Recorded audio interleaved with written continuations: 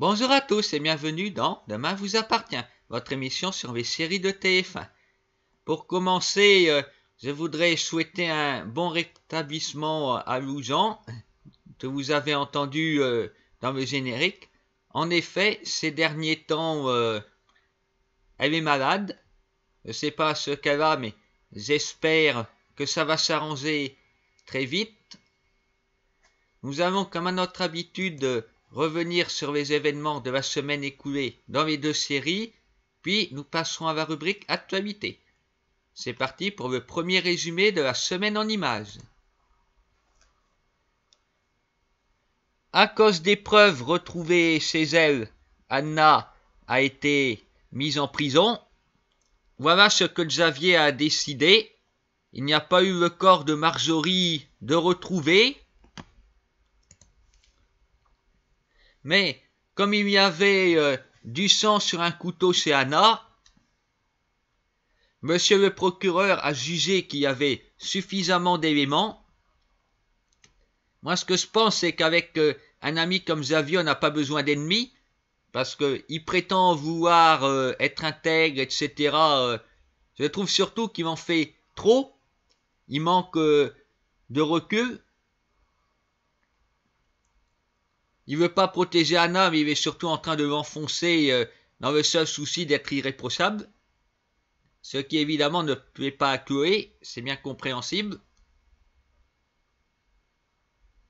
Il veut pas écouter Martin, qui lui a des doutes légitimes, non. Xavier préfère faire venir des policiers de Montpellier. Il ferait mieux de se décharger lui-même de l'affaire. Il n'est pas objectif du tout.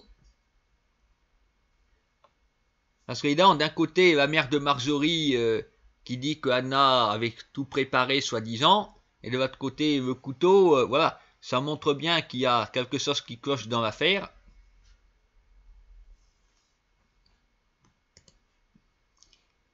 Karim espère la faire libérer. Il pense que Jimmy est le coupable. Effectivement, ce dernier retire de l'argent de son compte. Il est prêt à quitter le pays. C'est suspect.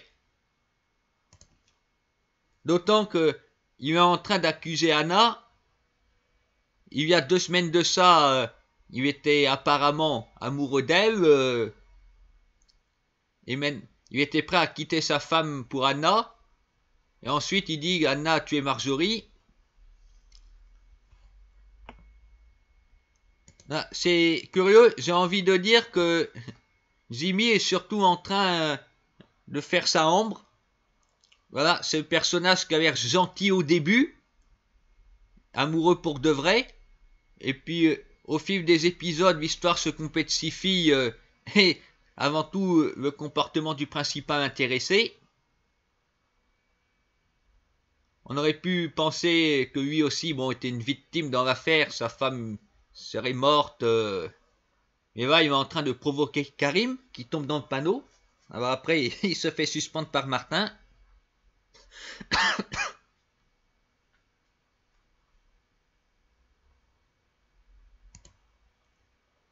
Et puis après, évidemment, Jimmy est retrouvé mort. Ça tombe très bien, si je puis dire, étant donné qu'il s'était fait frapper par Karim juste avant. Voilà tout ce qu'il faut pour que Karim soit soupçonné et mis en prison. D'autant que quelqu'un a été mettre du sang de Jimmy sur l'événement de Karim. Bon, une fois de plus, c'est gros comme preuve. Karim et Anna qui sont accusés comme ça. Et pour Karim, ça ne s'arrête pas là, puisque les détenus sont déjà au courant que c'est un flic. Il va donc avoir de gros ennuis dans les jours qui viennent.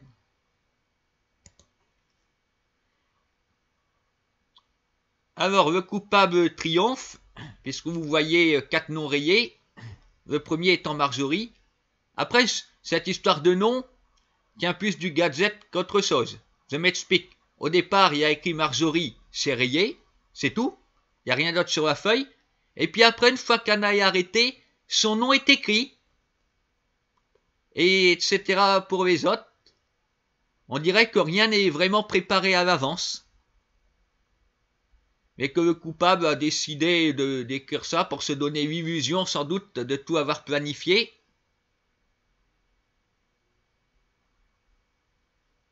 Et ce coupable, ce n'est autre que Marjorie. Alors on se demande pourquoi.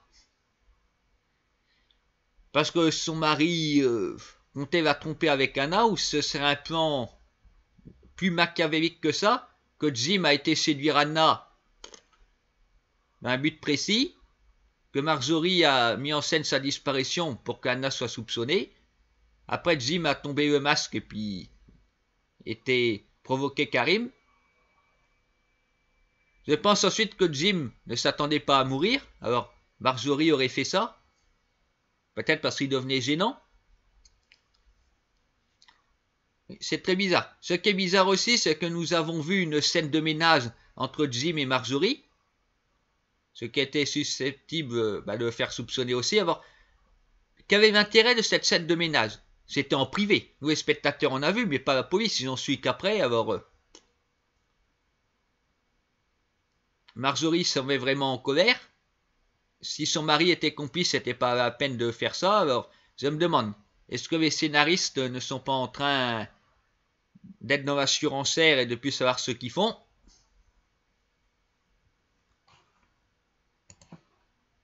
Bon, heureusement pour l'instant, le plan de Marjorie ne se passe pas tout à fait comme elle voudrait, puisque Raphaël a réussi à faire sortir Anna de prison.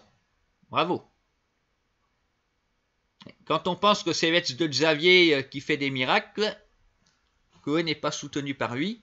Mais bon, j'imagine que Marjorie ne va pas rester là. S'il y a quelque chose contre Anna ou Karim, qui est principalement sa cible, et puis quel est l'intérêt de faire ça?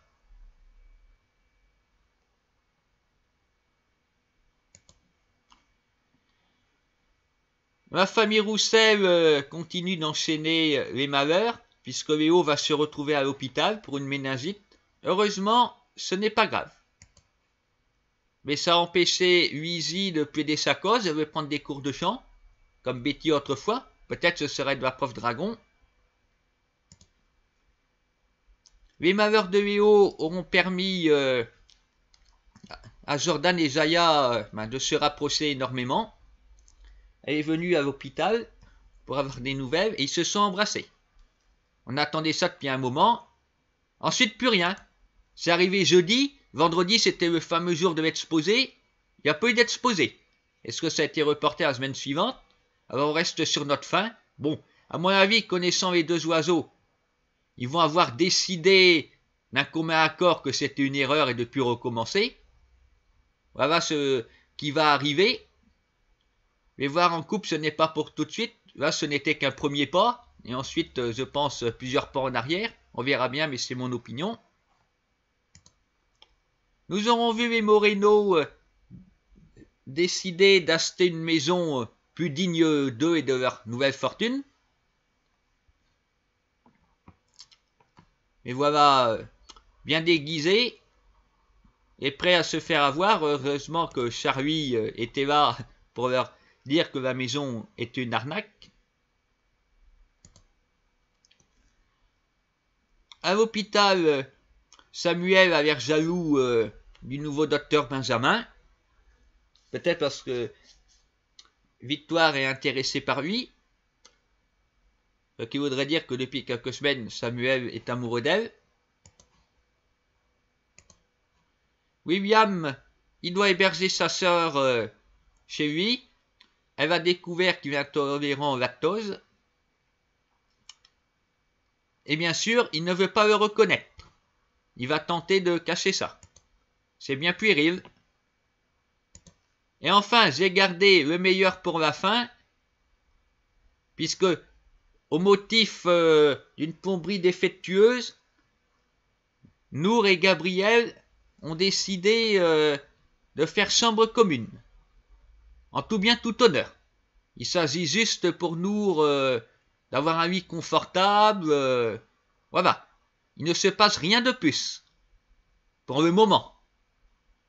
Voilà, c'est comme Jordan et Jaya. Depuis le temps qu'on se dit qu'ils vont finir en couple, il y a un grand pas de fait.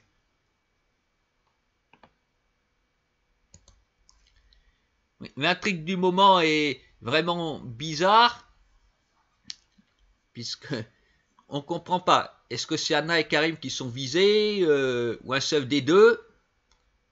Mais pourquoi? De mémoire, ils n'ont rien fait de mal dans la série. À moins que si ça a un rapport, il y a quelque temps, Anna regardait la photo de Mathieu. Est-ce que ce serait en rapport avec Mathieu? Que c'était pas par hasard qu'elle regardait la photo? Pourquoi pas aussi? Après, il y a Nordine qui est un peu bizarre. Quand Marjorie a porté plainte contre Anna, il était... Voilà, ça avait l'air de... Entendre le nom semblait lui faire bizarre, on ne sait pas pourquoi. Alors quel est le rôle de Nordine dans tout ça? Un complice? Mais alors est-ce qu'il connaissait Marjorie? En tout cas, celle-là a bien préparé sa toile d'araignée, en portant plainte à la police, à l'hôpital. La police d'ailleurs qui a pris sa plainte alors qu'il disait que c'était pas une faute professionnelle. Voilà, comme quoi on dit ce qu'on veut. Après tout ça, nous allons nous rendre à l'Institut Auguste Armand pour découvrir ce qui se passe là-bas. Alors, l'événement du moment, c'est la masterclass faite par Fabien, un prof très apprécié des élèves, à part une élève qui n'apprécie pas, qu'elle est trop entreprenant, il s'agit de Deva, qui en plus ne peut rien dire sur son harcèlement parce qu'elle n'a pas de papier, elle ne veut pas avoir affaire à la police.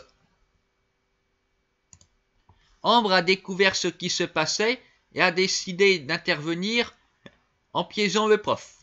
Ce qui a raté parce que son attitude était ridicule. Elle était là avec son portable sur la table qu'elle ramenait vers elle. Elle ne pouvait pas le laisser dans sa poche pour faire plus discret. Elle lui a fait carrément du rentre-dedans. Alors tout ce qu'il y a sur l'enregistrement, c'est elle qui fait des avances, c'est pas lui. Bref, c'est parfaitement ridicule et étonnant de la part de Ambre qui avait su si bien piéger Maxime. Elle s'est montrée d'une nullité incroyable dans votre situation. Peut-être parce qu'elle n'était pas concernée elle-même. Elle manquait de motivation. Heureusement, Clotilde vient à la rescousse de Deva parce qu'elle connaît très bien Fabien pour avoir travaillé avec lui et visiblement s'être fait aussi abuser par lui. Les menaces de Clotilde ont apparemment réussi, sauf que Fabien a l'intention de jeter son dévolu sur Célia, qui ne rêve que d'une chose, c'est d'avoir des cours avec lui. Il va donc lui en donner des particuliers.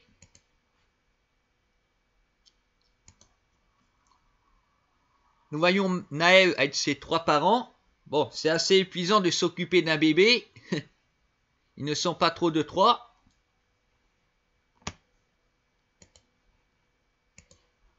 C'est aussi pour cela qu'ils demandent l'aide de leurs camarades. Bon, eux-mêmes ont un emploi du temps chargé, ils ne peuvent pas s'en occuper. Ils vont donc décider de faire appel à Laetitia qui fait des merveilles. En tout cas, Laetitia est plus douée pour s'occuper des bébés que des poissons rouges, puisque Clotilde a découvert que le sien est mort. Mais Guillaume est venu prendre la défense de Laetitia. Elle avait acheté un autre poisson rouge. Il a dit aussi que c'était le même. Bon, s'il arrive quelque chose à Naël, Laetitia n'aura qu'à aller à la boutique pour bébé, afin de trouver un remplaçant ni vu ni connu. Gaëtan s'est fait mal. C'est donc Stella qui doit donner les cours de sport à sa place. Et cela les rapproche puisqu'ils sont en train de s'embrasser fougueusement. Dommage pour Noémie. Tom s'est mis en tête de séduire Salomé. Il a eu la mauvaise idée de m'inviter à ces fameuses vidéos ridicules. Salomé n'a pas apprécié, ce qui est assez compréhensible, je trouve. C'est la deuxième fois qu'il fait ça, c'est 2 fois de trop. Heureusement que Salomé a mis fin à cette bouffonnerie ridicule. Alors, si tu vas voir Salomé, à mon avis, Tom, il faudra changer de tactique. Tessia a fait parler Mehdi. Il est à présent au courant que Zacharie est au fond du trou, qui vit dans son van. Tout ça à cause de son ex. Alors, Tessier a pris une décision, va faire venir à l'institut, dans l'espoir que Zacharie se rende compte que cette fille n'est pas extraordinaire. Nous verrons donc la semaine prochaine ce personnage. Je trouve que cette intrigue avec Fabien ressemble énormément à celle avec Jérôme Cotin dans Demain nous appartient. Et arrête, c'est les mêmes scénaristes. Voilà.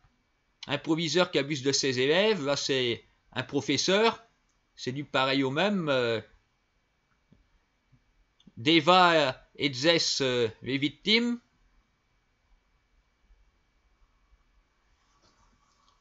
Il y avait Vanessa qui voyait rien sur son mari. Olivia, c'est son ex-mari, mais elle se doute de rien non plus. Clotilde qui a été abusée par le passé, elle comprend, tout comme Lucie en son temps. Après, Célias va être sans doute la prochaine victime de Fabien. Et Jérémy est revenu il n'y a pas longtemps. Je pense que c'est pas un hasard. Jérémy qui va vouloir venger Célia et se retrouver en prison comme Divan. Voilà un petit peu mes prévisions. Nous allons à présent finir cette émission avec la rubrique Actualité. Alors, le jeudi sur TF1 dans Munch, vous pourrez retrouver un ancien acteur de Demain nous appartient, Dominique Guillot, qui a interprété le frère d'Avetz, à savoir Robin Bélanger. Nous ne le voyons plus depuis un moment. Ben voilà. Dans la série Munch, il a un rôle important. Alors, soyez jeudi soir sur TF1. Et je voudrais aussi vous parler du dernier CD de Lou, l'album Papillon. Elle est en tournée dans toute la France pour le dédicacer. Alors, si vous aussi, vous êtes fan de Lou, n'hésitez pas à aller la voir en dédicace. Elle est très gentille. Vous pouvez également lui poser des questions. Vous trouverez d'ailleurs mon interview d'elle sur le site Demain vous appartient, dont le lien s'affiche en bas de la vidéo. Je souhaite encore une fois à Lou un bon rétablissement, qu'elle se soigne bien pour revenir en forme. Elle sera très bientôt de retour dans la série, d'après ce qu'elle m'a dit. Je pense que ce sera sans doute pour Noël. Pour ce qui est de la suite de nos feuilletons favoris, soyez demain sur TF1 pour voir les nouveaux rebondissements. Et rendez-vous la semaine prochaine pour une nouvelle analyse.